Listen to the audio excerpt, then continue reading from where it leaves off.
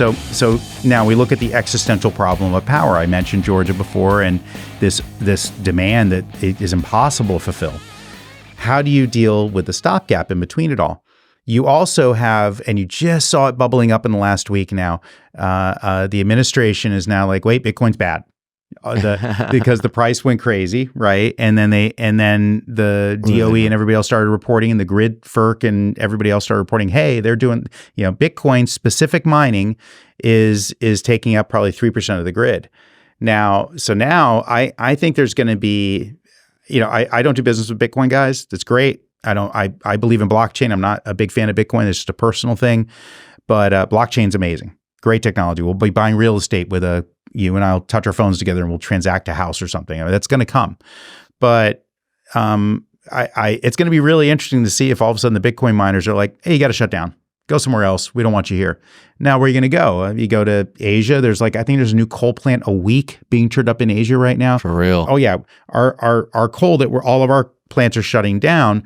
But in, where you have a huge percent of the population between India and China, they're building them like crazy. And they're like, we're not going to stop. We have booming economies. We need to achieve these things. And the only way to do that is coal. But what we're doing is exporting our coal there. So the climate issues, we all forget we're on one planet and the things that go along with it. But we want what we want. We want our phones to work. We want the internet to work.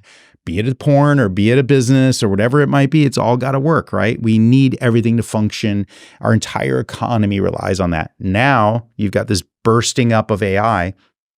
It's a little bubbly. A lot of people pouring a lot of money into a lot of gigawatts of stuff. And I think that if you don't stick to your fundamentals of energy, water, fiber, and land, and you start building to accommodate very specifically around that, and you aren't really looking at the business plans behind that, like is everybody really making money with AI? Are all the billions being pumped in to accommodate that?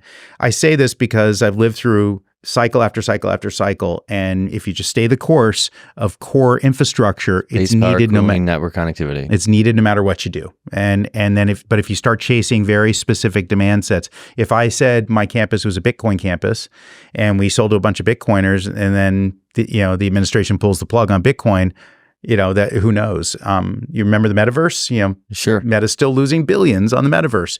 That metaverse got quiet all of a sudden, right? You stopped hearing about it.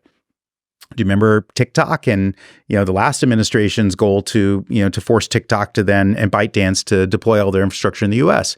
That was behind Oracle and ByteDance themselves doing their own stuff. Huge surge, took up all the spare capacity along with Meta's metaverse, but you don't hear about that anymore. That's poof, gone. Now it's all about AI taking up everybody's spare capacity, which was gone already, and then some, and pre-signing for stuff. I don't know what's going to come next. These are just waves, and I don't know what the fad is. I don't know. You're right. You're spot on those, like how the cycles are up and down in terms of what is consistent and inconsistent. But over the course of time, if you track every industrial revolution to now, the first industrial revolution gave us steam power. The second gave us electricity as well as the motor car.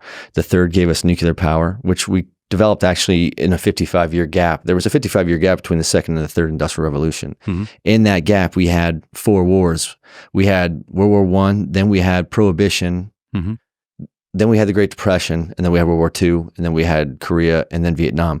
So there's a less of an industrial revolution during those really, really downtrodden times where we have major wars. But when we came back to it, we had another form of energy, which was nuclear, and then we had a lot of issues with nuclear. But nuclear was mainstream for a bit there, right? Mm-hmm. And then in the fourth industrial revolution, we did get more power. We just got it from quantum computing, and we got it from AI and AR and VR and all the other cool things that come with that. We're in a technology revolution now. We sure as shit are. It started at the end of COVID, so in 2020, we really started the fifth industrial revolution. And what you and I are talking about is proof of what it is. And that's where we have a more harmonious relationship with the technology in our life and the machines in our lives, because the unintended consequences of those previous ones, like you said, are gross pollution.